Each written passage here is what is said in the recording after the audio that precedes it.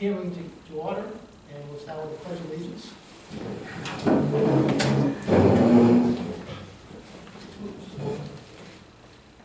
Pledge of allegiance to the flag of the United States of America and to the republic for which it stands, one nation, under God, indivisible, with liberty and justice for all.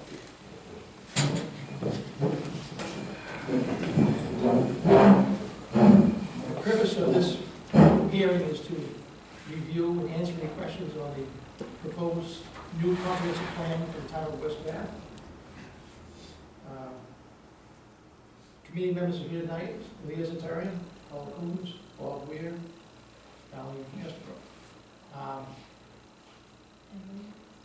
think they don't make. I am the chair, David Hennessy. This committee started meeting probably 2.5 years ago, and for the most part we met twice a month, accomplished a lot, interviewed town businesses, town members, residents, town staff, town departments, talked to all the people we could to try to develop this plan. In my mind, we started, there were two goals. One was to get the plan done. We had no accredited plan in the state of Maine, had to finish that, as well as make the plan simpler and get it done as fast as we could in many respects, because with many state grants, it's a point system, and if you have no certified and accepted comp plan, you lose points. So if you apply for the grant, good luck, we're already behind the 8 ball. We did hire a consultant, Max Johnston, and through his good guidance and keeping us in order and on track, we're able to finish this. And so I'll let any committee members have any comments. One other thing, it should be noted that Bob was also the vice chair of this committee. But if any committee members have any thoughts or... Explain Max's organization to the people. I can do that. Okay. So, hello, I'm Max Johnstone. I'm with the Mid-Coast Council of Governments. I've been with the Council of Governments for about 7 years. I've been with them for so long that we used to be known as the Mid-Coast Economic Development District when West Bath initially hired us. We are a regional organization that is funded through member member communities that pays dues, as well as the counties that contribute as well. We provide some low-cost assistance and guidance to municipalities that are in need of things such as comprehensive plan work, ordinance revisions, grant writing, pretty much anything that assists the town when they feel they need some capacity to help them with their items. And comp plans, as I said, is on that list. It has been a great pleasure to work with West Bath for the last 3 years, I believe. I think we started in late 21. And this was a very nice plan to go through. We met, I believe, twice a month for the good chunk of this time. Yep.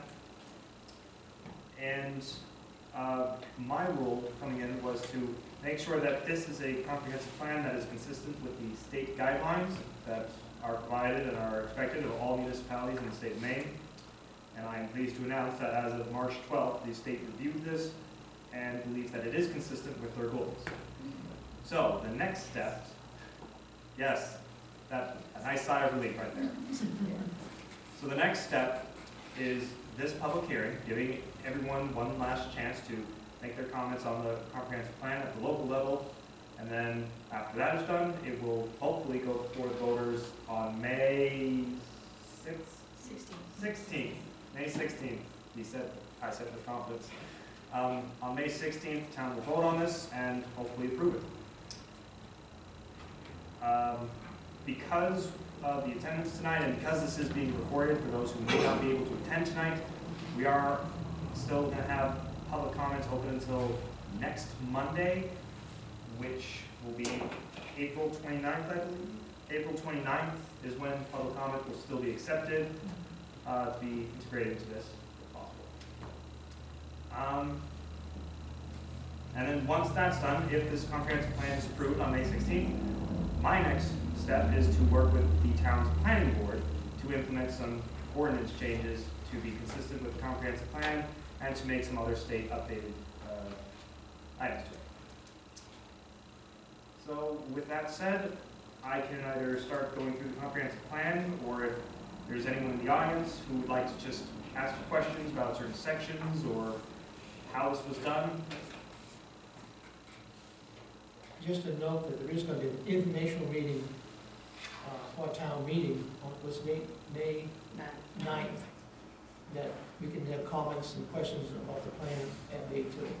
And that'll be here, That'll be here, yes. but Right, but that'll be after the comment period. No, but if they have any questions about the plan, we can. Oh, answer yes, just questions, yeah, just not comments that would change it. Yeah, no changes, That's but, what I'm trying to clarify, yeah. yeah, just questions, and hopefully get some answers.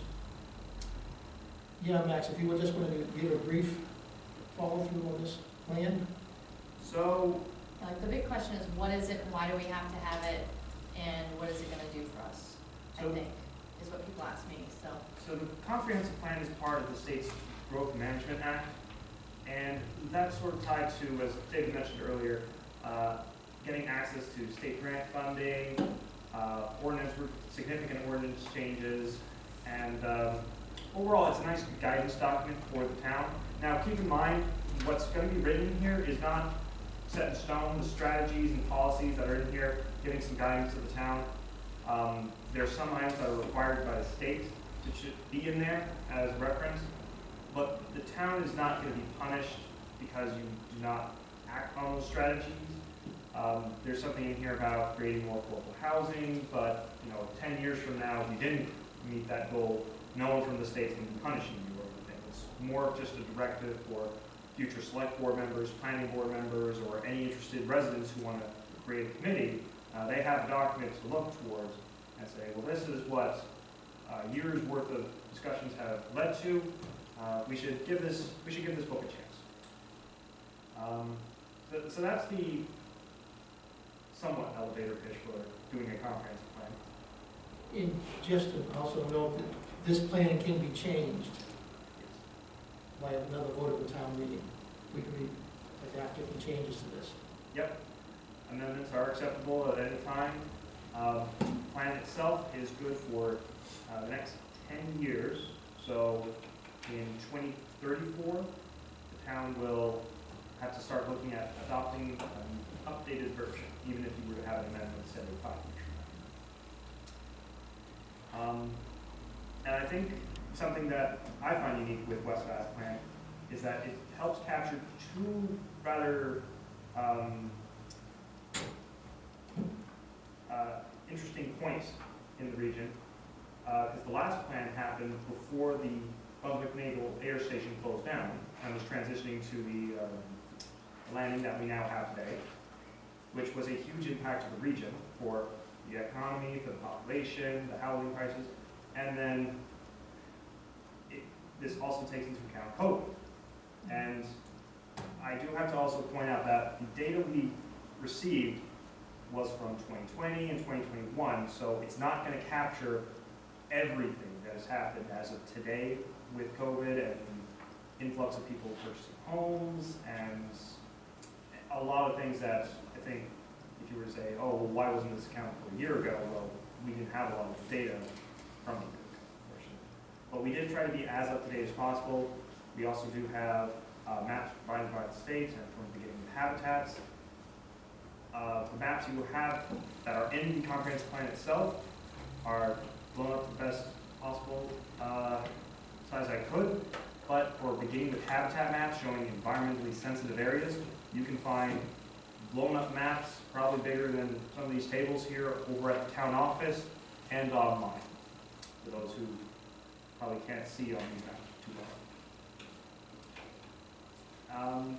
There is also the growth area. That's something that the state always looks for, and that's a big factor in your zoning laws. Based on the discussions with the committee and the planning board, it's not being changed. There's no new zoning that's being created right now. It's going to be rather much the same zoning that the town has had.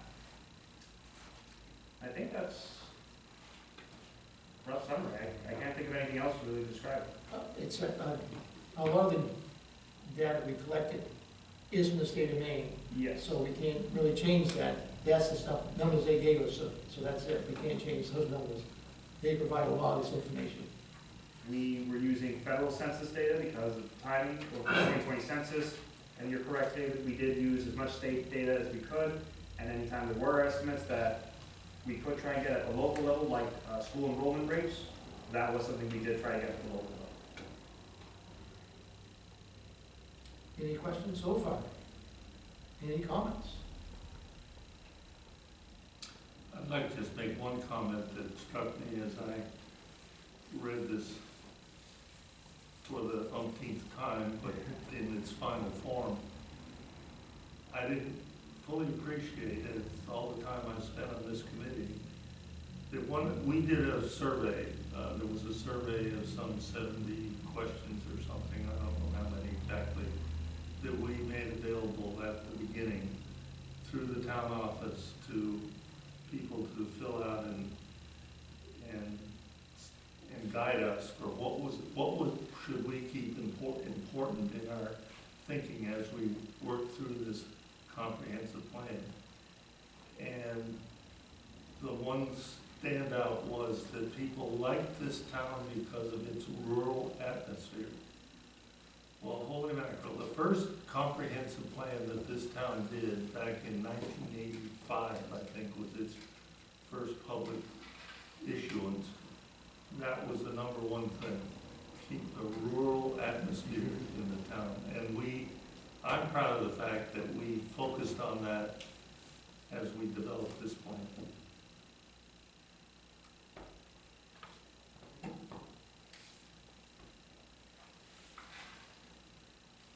Well, tonight we really just are opening it up to the floor. If there's any questions or comments from the audience members, or if there's any other comments from the committee members.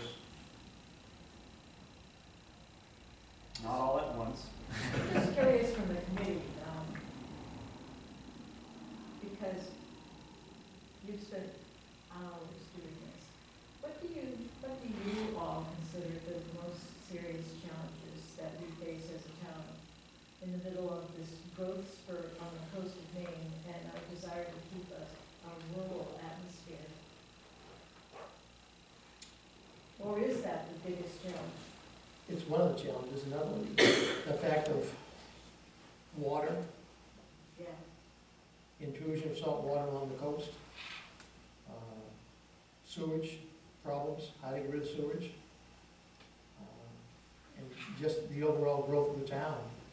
And as far as schools go, affects the taxes and everything else. It's the growth of the town, trying to keep it under control where it is and how it grows, and maintain strong ordinances.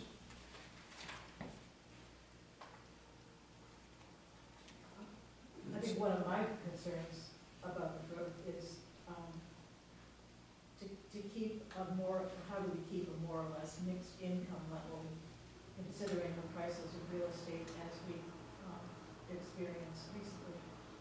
I think that's a really huge challenge for any of us in coastal communities.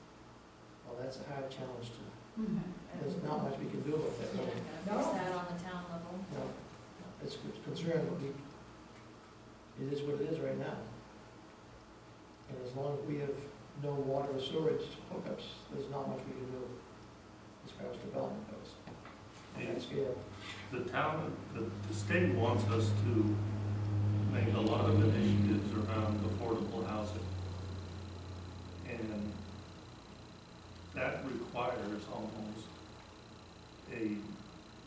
access to a water supply, a community water supply of some kind, or a waste management system, sewage system, if you will, that could handle like a large complex of condominiums or something like that might, and we have very limited opportunities for that, and one of the things the committee did was approach the town of Bath, or city of Bath, and ask them if we added some demands for a water system, or more importantly, for wastewater treatment, could they work with us? And they pretty much said no, that they did not have the capacity to add.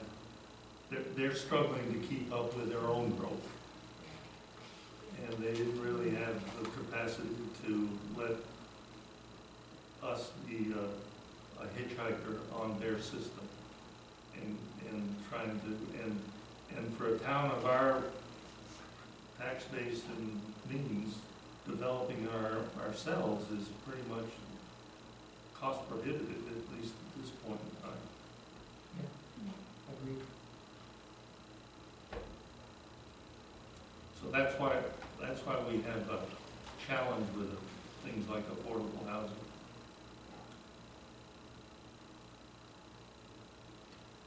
Any other thoughts? I would just add to the growth in population that, just referencing the population in the housing section, West Bath was almost sort of level compared to everyone else in the labor market area here. This is counting Brunswick, Thompson, Bath, and all that. Over just a 10-year period, West Bath maybe saw roughly 33 people increase in population. That's based on just the census, not estimates. And again, that's not including the last 3 or 4 years, so could have been completely different after that point. But as a comparison, you look at Brunswick, you look at Bath, and they've grown at least 3%, or Brunswick grew by over 7%. And then you have some communities who are the bigger outliers, like Pittsburgh and Woolwich, that have lost their populations. And as for the housing item, the actual median home prices,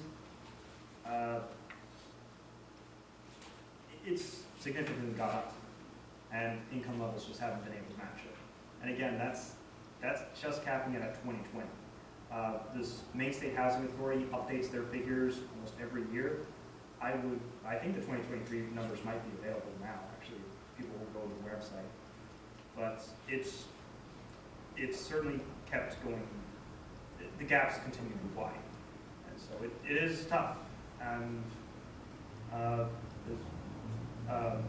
Bob mentioned, in terms of affordable housing and creating more units, they're going to look at sewer and water, which is why a lot of developments you've been hearing go over in Brunswick, because they have all the land at the land. And they're not built on rocks. They're not built on rocks, that we know of. One of the, Where rock? I mean, one of those informational points in there, from the state, is that the school was projected to either about same level number of students at the grammar school. But right now, it's up about 10 or 12 kids from last year. And one of the interesting things is they're finding that the school is the adult children with children are moving in with their parents because they can't afford a house. So you've got 3 generations living in houses, and that's one of the reasons that the school population has increased. So housing is going to be a large issue to come. and the school was a concert. And it's a good school. Right. And that's one of the reasons too, people move here because of the grant scheme. This may not be pertinent, but do we have tuitioning students now? You what? Do we have tuitioning students coming from outside West Bath now? No, Um, that's gone by once the time went by. There was a certain grandfather time period for both us and RSU one, and that time has passed. 2 years ago? Maybe, yeah, at 2 years least, ago, at least 3 years ago, we were Yeah. lost our last tuition students. Any other thoughts or comments on this evening's hearing? I just wanted to point out, I don't know if the people in the audience have grabbed a book or anyone at home has grabbed a book, but one of the things that I really liked about it is how we organized it and And there's two sections really. The front section is all the implementation, and then the back section is all of the data and the information. And the implementation section goes by the different sections in the book, and it's basically a list of action items that the town needs to do. Some of them are ongoing things that we're supposed to do all the time. Some of them are immediate things. We should have been doing them according to the state, but we haven't, so we should get those in place. And I really like the way that we set that up and how it's a really good guide for the town and anybody in town to know what is going on moving forward. They're ongoing, immediate, short-term, long-term. They have the action and then they have the responsibility, whether, like one of these says it's the select board, the town administrator, and town meeting because it has to be voted on. And I just think that that's a really great sort of summary in the front moving forward. So it's not just like a book with a bunch of pages with words on it. It actually has the action items and what needs to be done moving forward for the town. The plan is relatively simple to understand and go through, and I believe it's online, isn't it? So if anybody does want to read it and go through it. But there are also copies at the town office of this. So it is available to the residents of West Bath. Well, if there's nothing else, I guess we'll close the hearing. I think you all need to recommend it. It's been hard work. It's been a lot of work to do, and it looks great. You did a great job. It was a good committee to work with. Everybody read and reviewed. And Review again. it was really good committee. And Max did a really good job of keeping us in line. Thank you. Thank you. Oh, I got applause too. I also like the process that we had preview copies of each section as they were completed, so that reading it all together, it's not all together, oh my goodness, when did this happen, how did that happen? That anybody who's wanted to be involved, informed as we've gone, has had the opportunity to keep up with the editing sections as you've gone along. That's really helpful. Right.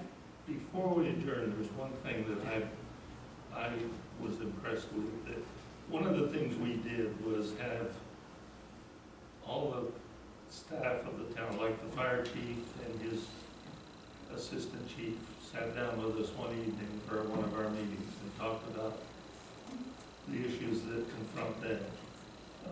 We also had the principal and superintendent of the school, superintendent because she also handles the tuitioning of our students into middle school and high school is part of her responsibility. Sit down.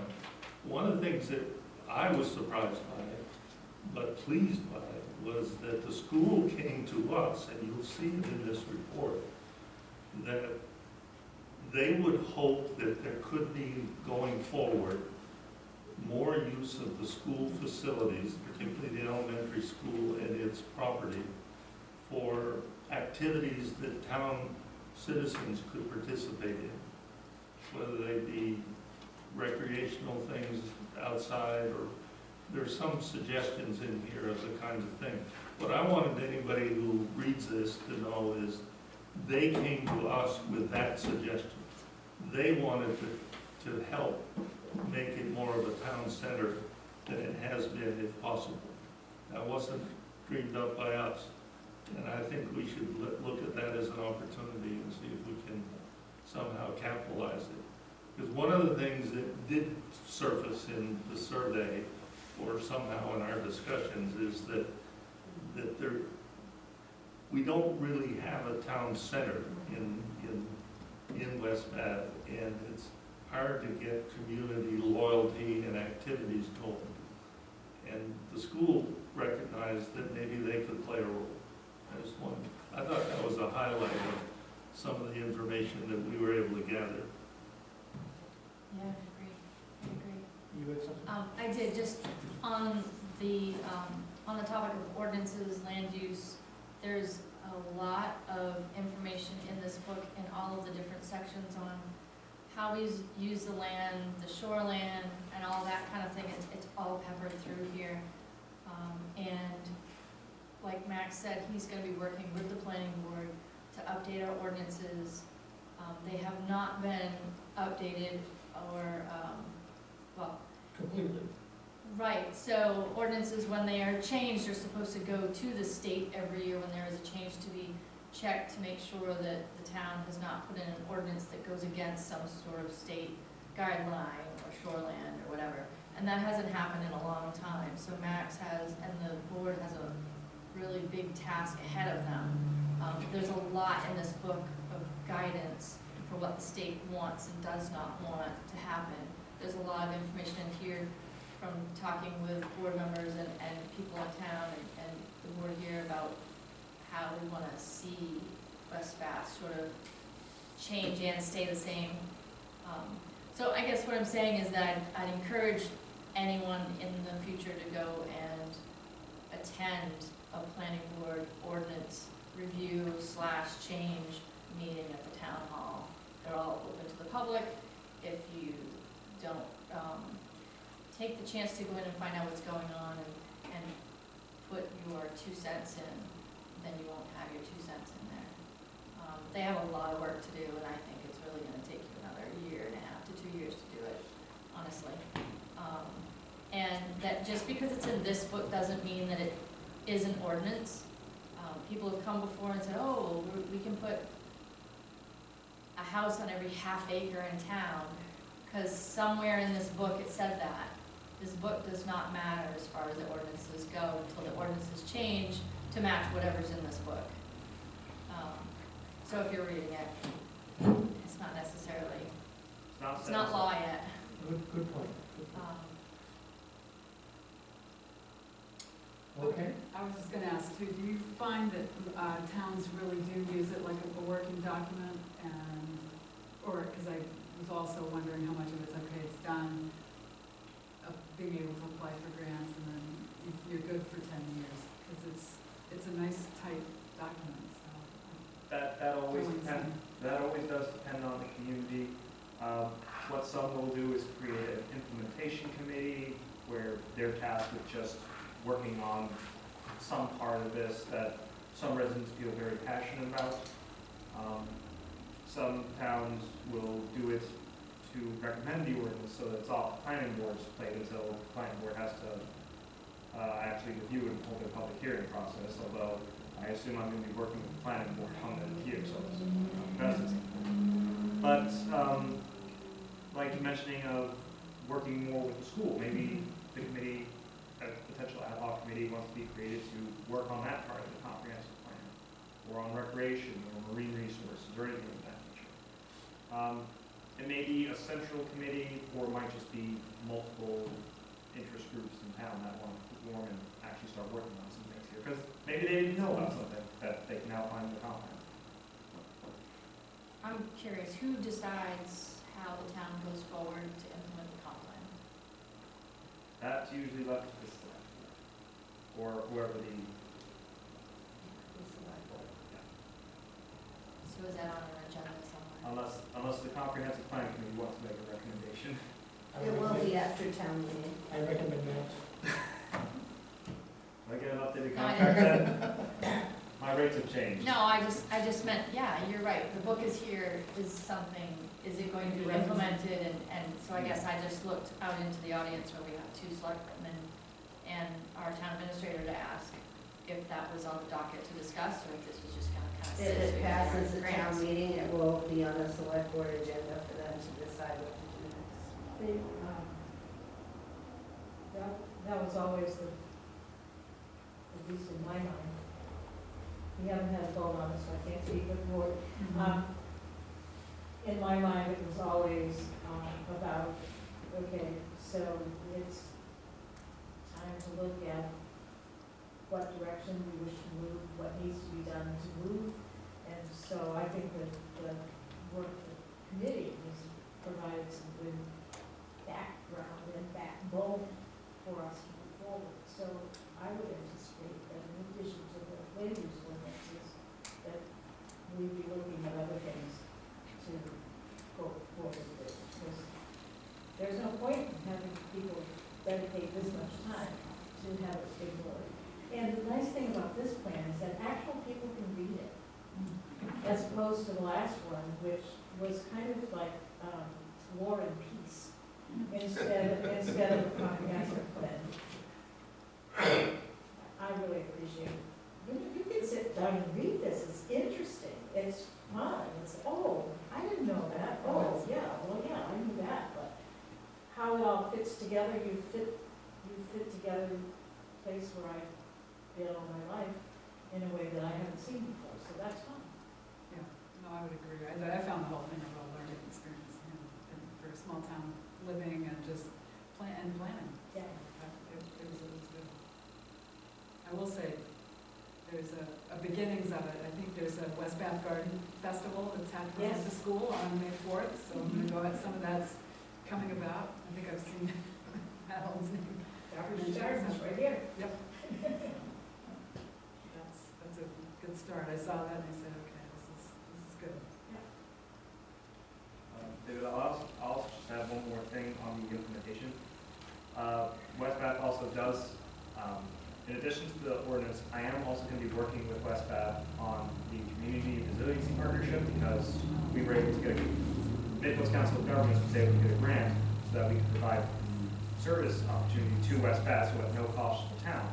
So if this committee would like to continue working on it, joking, whether it's people on this committee or some new residents who are interested in doing some implementation to think about long-term sustainability in the community, that is a committee that I would hope to get started soon with the town of West Bath, actually. So that might integrate some implementation into this plan.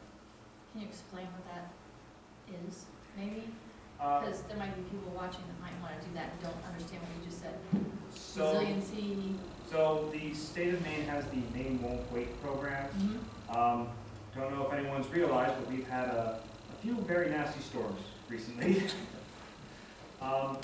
So the Maine Won't Wait is Governor Mills's initiative to address storm surges, climate change, energy efficiency programs, and the Community Resiliency Partnership specifically is an effort where communities throughout the state of Maine have some collaborative efforts where a local group or a local citizens initiative takes on the challenge of outlining the priorities and showing what strengths and weaknesses the town may have to address those issues. And this could be identifying some vulnerable infrastructure, so culverts that are likely to be washed out at the next storm again. Even some civil infrastructure network, like installing, outreach to more vulnerable residents during a time of a crisis, or having phone trees, or other methods of contacting residents in times of need, or even education of invasive plants, mosquito-borne illnesses, things of that nature. And once that resolution passes at the town level, which could be done through a simple select board vote, for West Bath's case, the town then qualifies for grant funding, which can be used for energy efficiency upgrades like heat pumps in certain areas, helping with getting on solar or other renewable sources of energy for those buildings, paying for some studies in the community that can lead towards, again, addressing storm surge issues. David, you mentioned saltwater intrusion. I think it was Westport Island, when they first started, they used the community action grant to do a hydrogeologic study to identify and help individuals in their community with that issue, actually. So it's open really to a different set of plans that could be done. So if the town select board votes to join this effort, then it makes us eligible for grant money to pursue those. And what counties are involved, or is it how regional? It's open to anyone in the state, any municipality in the state of Maine is allowed to take on this effort. I think West Bath, I think Bowdoin and Richmond are the only three in Saginaw County that are not part of this membership. Everyone else in Saginaw County has joined the partnership. Sounds like we should. Well, I'm here to do it for free, at no cost to the town. That needs to be an agenda item of the select board. Okay.